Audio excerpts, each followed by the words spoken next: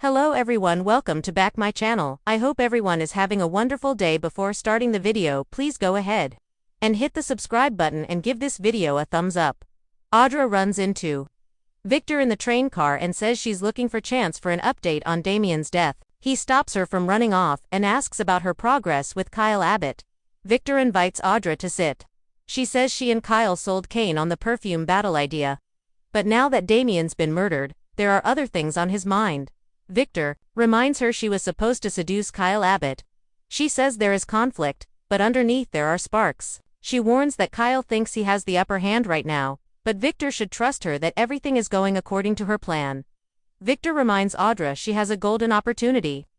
Being stranded there with Kyle, Michael comes in and has a pressing matter to discuss with Victor. The mustache warns Audra she has until tonight to meet her end of the bargain, or all bets are off. She skedaddles, and Michael tells Victor something has happened that takes precedence over their personal situation. Michael tells Victor that Kane has placed Nick and Sharon under house arrest. It's brazen and likely illegal. Carter and an armed security guard escorted them off the train and locked them up somewhere. Victor can't get over Kane's audacity and asks if Chance knows about this. Michael doesn't think so. Victor says, "This ends now. The Sonofobich is working outside the bounds of the law, so will I." He stalks off and Michael sighs, "That's what concerns me." Jack and Diane question Kyle in the maze. Kyle comes upon his parents and asks if they've seen Victor. They haven't, but they just saw Nick and Sharon being led to the chateau by Kane's assistant, Carter, and another man that looked like security. They're concerned because it appeared they're being detained against their will. Jack complains about the mysteries just piling up in this place. Kyle wonders if the detainment has something to do with the murder. He knows some people suspect Kane. Jack rants that, as usual, the details are being kept from them. Kyle tells his parents that Audra finally revealed her true hand. This whole business scam was a trap set up for him. He dropped the hammer and now has to ensure she never recovers. Diane and Jack want to know how Audra showed her hand. Kyle says the perfume battle was an excuse to get him there and get close to him. He believes she made a deal with Victor to seduce him and get him to betray the deal he made with Claire's grandfather. Diane's not surprised and asks if she came on to him. Kyle says, "Pretty much." He insists he didn't fall for it, and complains that she used Damien's murder to play up the emotion. Diane wonders why she'd risk her relationship with Nate. Kyle says, "Because she's vile." Jack wants to know the specific details of his contract with Victor. Kyle reminds them he's obsessed with his relationship with Claire. Jack rants about Kyle making a deal with the devil. Kyle says they would have tried to stop him. He knew the risk he was taking. Victor wouldn't let up and Claire was distraught. Diane asks, "What was the offer you made him?"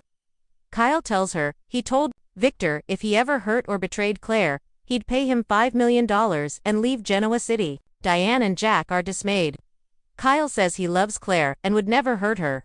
He has to find Victor and tell him Audra failed miserably. Jack warns that now is not the time to confront Victor. Kane thinks Nick tried to kill him and Damien was caught in the line of fire. Victor will be furious when he realizes that Kane took his son.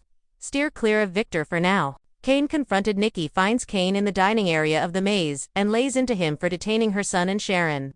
Kane explains that he was advised to do this by his attorney. Amanda is protecting her client. Nikki fumes, "My son is not a threat to you." Kane says the evidence suggests otherwise.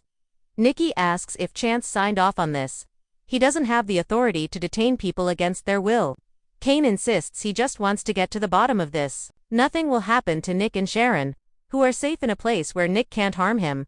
Nikki fumes that her son is not a threat to Kane, who points out her son has threatened him in public on multiple occasions.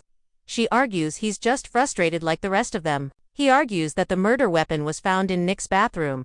Nikki says somebody is setting him up. If her son tried to kill him, he wouldn't be stupid enough to find the murder weapon in his own bathroom.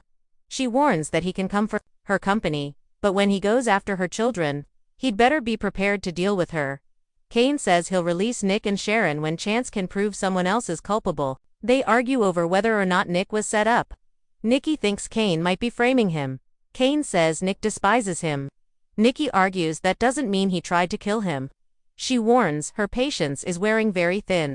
He lured them there. He's kept them isolated from the outside world. She has a daughter at home that needs her, and now he's taken her son. What has happened to you? How did you become so ruthless and evil? You truly have become your father's son. Locked up in a basement room at the chateau, Nick and Sharon argue with Carter. Sharon tells him she shouldn't be held there. She didn't do anything. Carter tells them there's a delicious dinner planned and locks them in the room as they protest, listening at the door. Nick doesn't hear anyone out there. Sharon flashes to being locked in the mental facility and pounding on the door to get out. She begins to get agitated. Nick asks her what's wrong. Is this reminding you of the clinic? Sharon confirms it's very similar. Nick reminds her that people know they're there.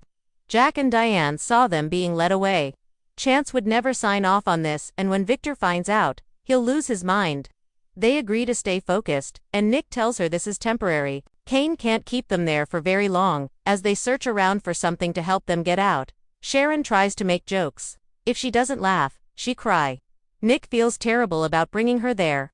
He wonders how she's staying. Sharon says it's her job to keep him level-headed on this trip.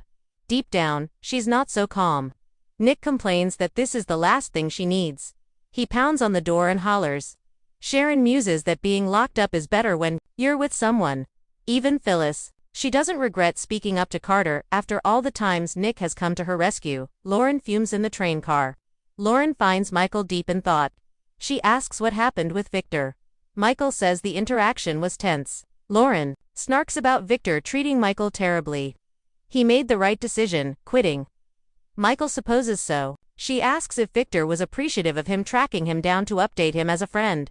Michael says, "No, ma'am." Lauren fumes that the man doesn't know anything about loyalty. She's furious that Victor continues to hurt him like this. Michael says he made it clear that he didn't need his help and stormed out of there to deal with the situation on his own. Lauren and Michael discuss the illegality of Kane holding Nick and Sharon. Michael thinks the evidence against Nick would make anyone paranoid.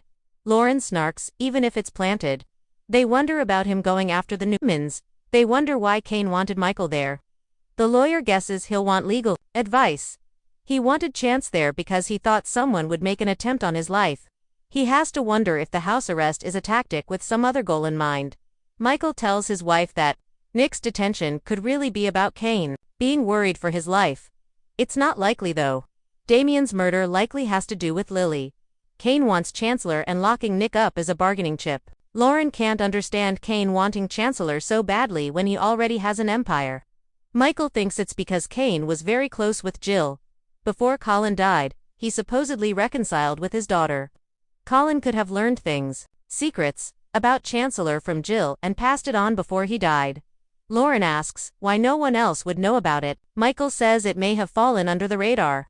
She asks what he thinks the secret might be. Michael isn't sure, but there has to be more to this situation. Why else would Kane be fixated on getting this one company? Lauren warns that Nikki is riled up. God help Kane if she gets to him before Victor. She asks if Michael thinks Victor will get through to him. Michael doubts it, especially if this is part of a bigger plan. Lauren asks if there's anything Michael can do to get Nick and Sharon released. Michael's hands are tied until the police or a judge intervene. Kane is the king of his domain and can do whatever he wants.